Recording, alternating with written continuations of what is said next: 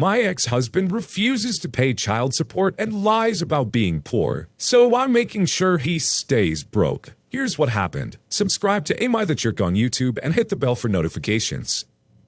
My ex left me for someone else when my kids were young, 5-year-old boy and 2-year-old boy. He paid child support until he was medically released from the military in late 2011. Since then, he hasn't paid a penny. Anytime I've requested help, like $10 for school supplies, he tells me he has no money. He's always begged me not to file through the state and apologized for not paying. Of course, he always promises that he'll start paying at some point. He gets about $2K a month from the VA, but his work history has been spotty, at best. His parents have helped with his bills. He's actually had a good job for the last 2 years now, but still can't help. I've given him all required visitation plus extra. I want my kids to be able to have a relationship with their dad. Recently, he had words with my husband, and my ex said that he doesn't owe anything, morally or legally. He said I should file through the state so they can tell me to my face he doesn't owe. His words. I talked to my kids, now 19 and 16, and got their go-ahead and filed. The state will be pursuing about $70K in back support plus current support for the 16-year-old. I know it's a lot of money, and between him and his current significant other, they have quite a few kids living with them. This will put a huge financial strain on them. So, am I the jerk? You're not a jerk for asking for what you're owed. He's the one who screwed off from the relationship because things got a little tough and he wanted to go have more fun. He needs to understand that he had responsibilities to those kids, and you've been letting him go pretty easily. Besides, he asked you to do it. You can submit your own stories to be featured here on the channel. The story submission link is in the description below, and don't forget to subscribe.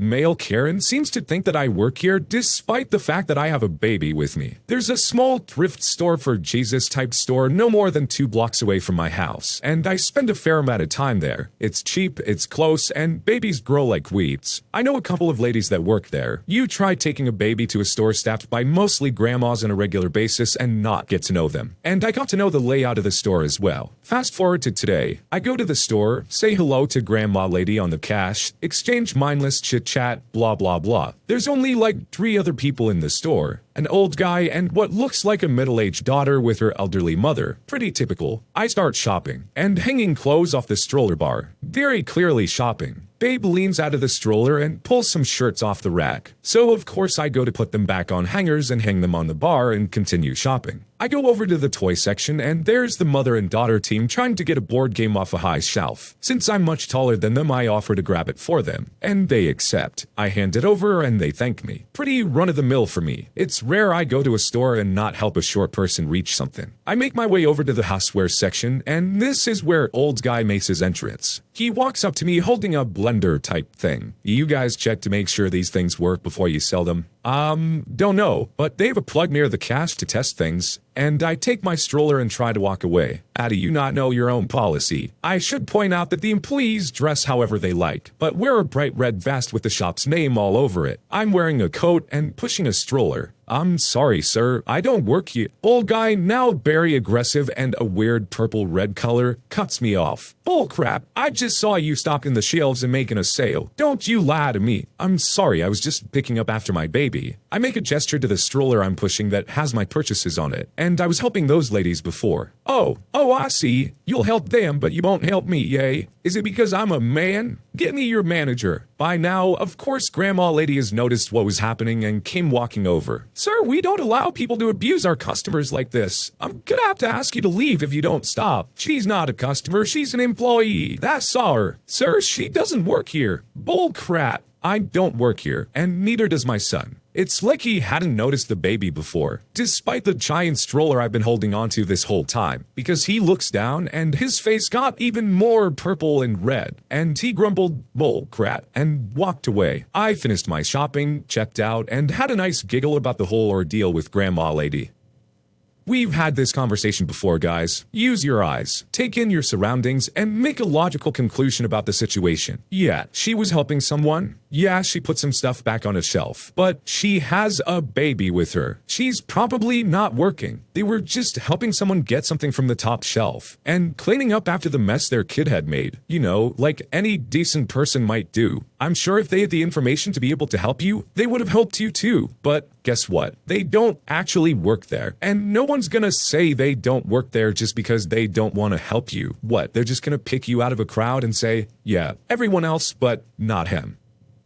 A great teacher tries to give their best students a little something special. Of course, Karen has to ruin it. This isn't my story, but it happened to some high school classmates of mine in the late 90s. Unfortunately, I wasn't smart enough to be a part of it. The AP calculus teacher had a tradition that held up for at least a decade, where if you brought your college acceptance letter, you'd be invited to his breakfast club. Essentially, instead of taking the final math exam for the year, he'd provide transportation to the local IHOP, buy everyone breakfast, and just shoot the breeze together. The gesture was a popular and welcome one. After all, these were the brightest kids in the school, the top 10%, including the valedictorian, the captain of the debate team, and others. Taking a final exam when they were already assured their places in Ivy League schools was a pointless formality after all. The year this story happened, however, there was a new teacher who made a big deal about how unfair the breakfast club was. Funnily enough, her name was Karen. The school's vice principal came in and told the class that they would stay in school with everyone else and take the final exam, or else they'd face in-school suspension. The AP calculus teacher had his hands tied, so on the day of the test, a Friday, the whole class came in and took their test, which consisted of a single question. What's your name? The students looked up to a devious grin on the teacher's face, and they quickly caught on. Everyone filled in their papers, submitted them, and then they went off to IHOP. Perfect test scores for everyone. By the time the weekend was over, the whole school knew the story, and Karen must have complained to the vice principal once more, because he came and gave in-school suspension tickets for the entire class. It was truly an odd sight to see the school's geniuses file into the ISS room, only to find their AP calculus teacher, who had volunteered for monitor duties or swapped with the normal monitor or something. He brought bagels, cream cheese, white fish spread, and butter for everyone serving suspension that day. Mr. Buckley, you're a legend. Karen, stop being a jerk.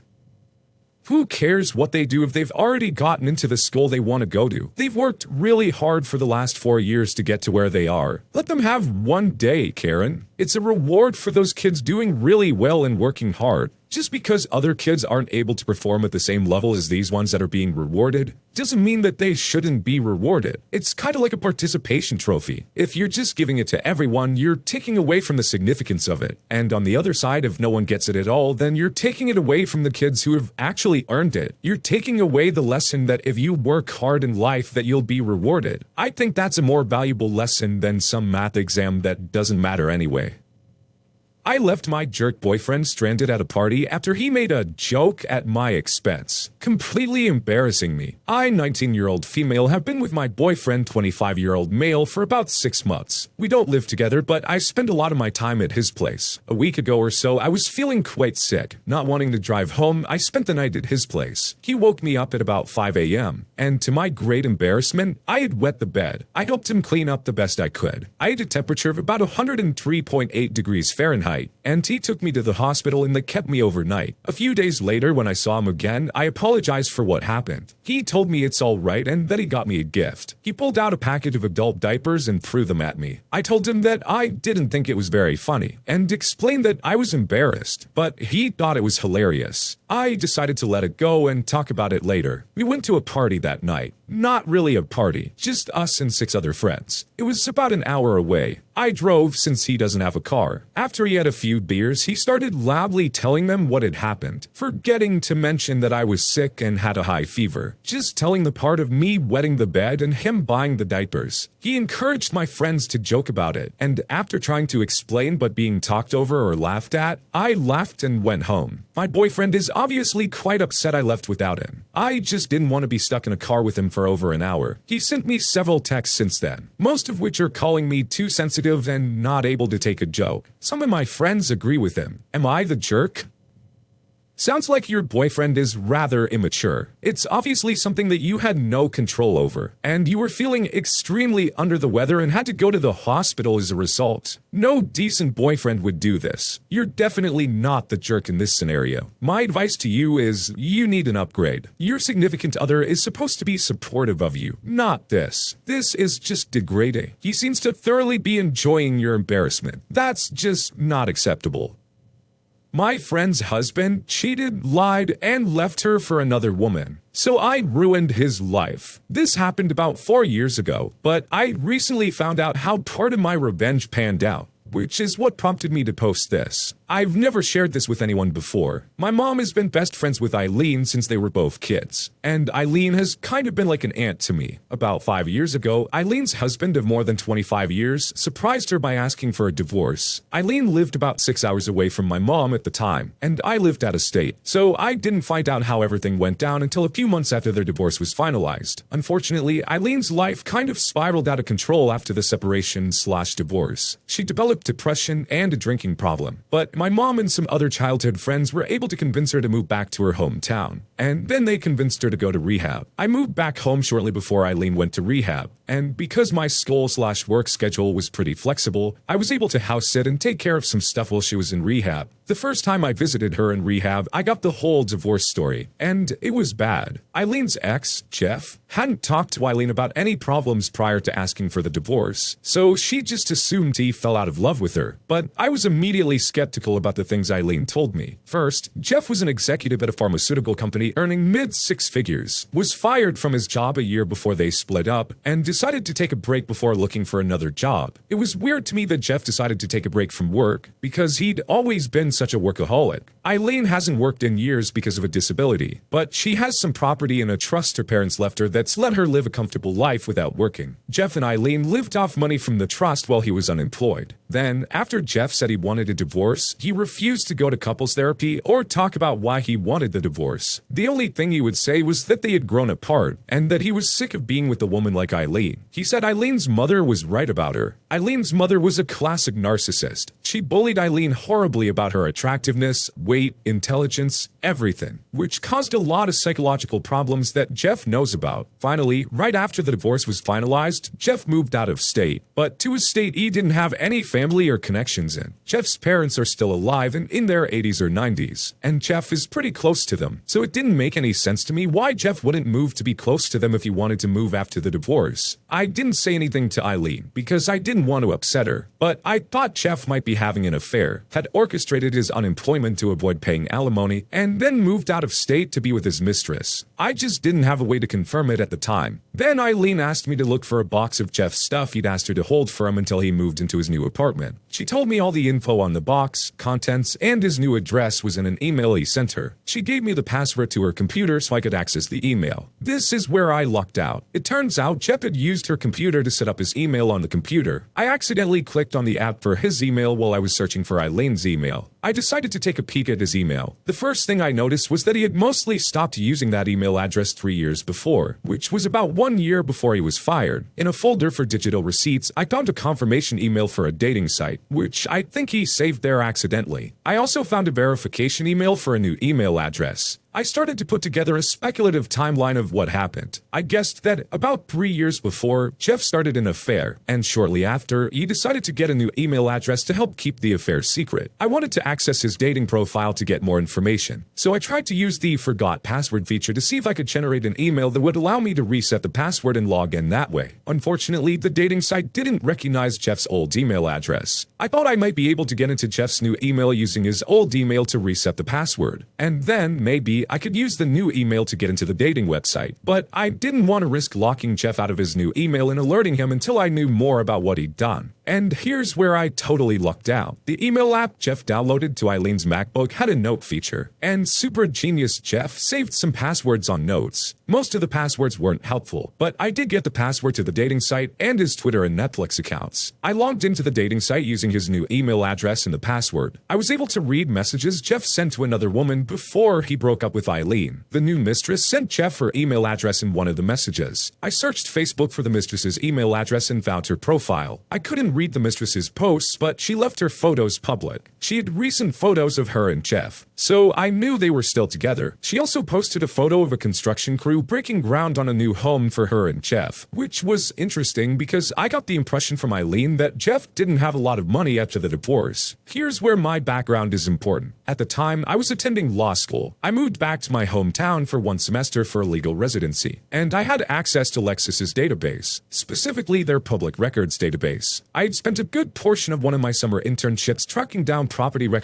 and other assets to help recover judgments for clients, so I knew how to search for public records. The mistress had purchased several acres in a wealthy suburb several months before Jeff filed for divorce, and there was no mortgage listed on the record. I already found the mistress's LinkedIn page, so I knew she worked as an executive assistant before she moved out of state with Jeff. She didn't advertise her salary, but I doubted she could have afforded the property with her salary alone. It's possible she had money outside her salary, but I suspected Jeff gave her money to purchase the land before he filed for divorce. I also found an updated record on Lexis showing Jeff and the mistress as joint owners of the property. I called the county record office to confirm ownership of the property, dates, etc. The mistress had filed a quitclaim just 5 weeks after Jeff's divorce was finalized. I was still hesitant to try and log into Jeff's new email, so I decided to check his old email again to see if there was anything else I should investigate before moving to the new email. I didn't find anything, but I noticed that several passwords in his notes for the same. I decided to log into his new email using the same password he used for the dating site. I figured the two accounts were created around the same time, so if he had recycled a password, that was the most likely candidate. It worked. His new email was a gold mine. Because this story is already getting ridiculously long, I'll list some of the relevant stuff I found. Jeff hadn't been fired from his old job. He'd quit and lied to Eileen. I found an email from his admin asking where to have payroll send his last check, and details about a goodbye party for him. Some emails between Jeff and a boat repair person mentioning a leak somewhere on one side of the sailboat near the engine compartment. The repair guy couldn't find the source of the leak, but talked about current and future problems with mold in the engine on that side. Emails between Jeff and a boat broker, which included the email address of buyers farther down in the string. An emailed report from the boat inspector, which didn't include the leak or any mold damage or potential damage to the engine. Emails between Jeff and his contractor about changes made to the new house's sunroom, something about a 3-season sunroom versus a 4-season sunroom, and the construction needing to be modified to deal with the weight of snow. Emails between Jeff and the mistress, they had married, the mistress and Jeff's shared calendar, some flirty emails between Jeff and another woman, and emails with info on Jeff's new employer. I downloaded all the important emails and their attachments, and started thinking about a revenge plan. To my mind, everything was fair game. He lied about being fired, so I wanted him fired from his new job. I suspected he hid money before his separation from Eileen to help pay for his new house, so I wanted him to lose the house. He cheated, so I wanted to destroy his new relationship. Anything I could do about the boat was also a bonus. The easiest place to start was the boat. I had no idea if the source of the leak was found and repaired or if the leak was verbally disclosed to the buyer, but I figured that Jeff was a lying jerk, so odds were fair he hid the info from the new buyer. I searched Jeff's county's court website 5 to 6 months later and found out the buyers filed a suit against Jeff and the broker and inspector. Ha! I couldn't figure out how to take or destroy Jeff's house, so I settled for contacting the county inspector's office to complain about the sunroom not being up to code. This is actually what prompted me to write this post, because I just found out some of the details about what happened with the county inspectors. Keep in mind, I heard about this from a third party years after the fact, so I don't know all the details. It turns out the sunroom was code compliant, but the inspector did find a workshop/workroom attached to the detached garage that wasn't on the original permit or plans. The workshop had a bathroom that the contractor attached to the property's septic system after the initial inspection. A mutual friend of Eileen and Jeff told Eileen and me, and he guessed this was a big deal because the size of the septic system they installed wasn't sized to handle the additional input, but I don't know for sure. Jeff had to pay a fine and the workshop had to be removed. This ended up causing construction delays, which will be important later. As for destroying Jeff's marriage, my first impulse was to send the new wife the flirty emails between Jeff and the other woman. But when I searched for that woman on social media, I couldn't find anything. I had no way of knowing if the new wife knew the other woman, and would think that the emails weren't important or evidence of an affair. Then I played around with the idea of updating Jeff's dating profile and sending stuff to his wife, but it would take too long to manufacture manufacture a fake relationship with real dates and times, and I was worried that Jeff might get an email alert from the dating site that would clue him in. I ended up just risking that the new wife wouldn't know the other woman. I pretended to be someone concerned about an affair between Jeff and the new woman. Overall, I kept the accusation vague, but I did say Jeff and the new girl went out to eat and to the movies. On a few dates Jeff's shared calendar said the new wife was out of town. I couldn't come up with a way to get Jeff fired. I rechecked his email and calendar over several weeks looking for something I could use to get him fired. Eventually, my legal residency got too busy to devote much time to revenge, so I decided to just let it go. Eileen recently reconnected with a friend she shared with Jeff, and that friend gave Eileen an update on Jeff. Eileen shared the details with me, and that's what reminded me of what I did and prompted this story. It turned out that I didn't need to worry about sabotaging Jeff's career. By luck, the woman Jeff had been emailing was actually his assistant at his new job, and Jeff's new boss was his brother-in-law. Jeff and his new wife actually moved to her hometown so she could be close to her family, and so Jeff could go to work for his new brother-in-law. I have no idea if Jeff was actually cheating. He told a mutual friend that passed this story on to Eileen that they hadn't been having an affair. It didn't matter to new wife though, because she and Jeff got together when Jeff was already married. She didn't have a lot of trust for Jeff. She didn't believe Jeff's denials when I sent the email about him having an affair. She filed for divorce, and Jeff's brother-in-law boss fired him. And since the construction was delayed, the new house wasn't finished when Jeff and new wife divorced. They had to sell an unfinished home, and Jeff took a big financial hit. Finally, these weren't part of my larger revenge plan, but I am pretty petty. So I took the box of Jeff's stuff, mostly photographs, and threw them away. I told Eileen they must have been lost in the move. I signed both of Jeff's email addresses up for a bunch of spam, newsletters, and mailing lists. I also deleted his Netflix watch list. I also posted, retweeted, and liked a bunch of adult content on his Twitter account and deleted all the accounts he was following. I never told Eileen what I did because I wanted her to have plausible deniability and I didn't want to interfere with her recovery. She doesn't know about the boat lawsuit or the Netflix and Twitter stuff, but she did take satisfaction from his divorce and job loss. I probably would have let it all go if Jeff had just cheated, because I always really liked Jeff. I always thought he was nice, but I was obviously wrong about him. Nice people don't weaponize childhood abuse to mentally torture their wives. As far as I'm concerned, that jerk deserved everything I did to him. I gotta say, this is probably the most thorough level of snooping and revenge that we've seen so far. Our poster was willing to go to any length to make sure that this guy got what was coming to him. To play devil's advocate though, we don't know what was going on behind closed doors. But if he really wasn't happy in that relationship, this wasn't the way to go about it. It really does sound like he was just trying to sneak away without any consequences. Well, it looks like things caught up to him. He probably thought he was about to start his great new life, and it all came crashing down around it. I do feel like this was a massive invasion of privacy though, and if this ever got out, our original poster could probably get into some trouble for what they did. Was it justified though? I'll leave that for you guys to decide. When you subscribe, make sure to hit the bell to turn on notifications. Put the playlist on in the background to finish listening to all the stories, linked at the top of the description. And if you like Am I the Jerk, give Am I the Genius a shot, linked in the description as well. Either way, thanks a lot for watching, and we'll see you guys next time.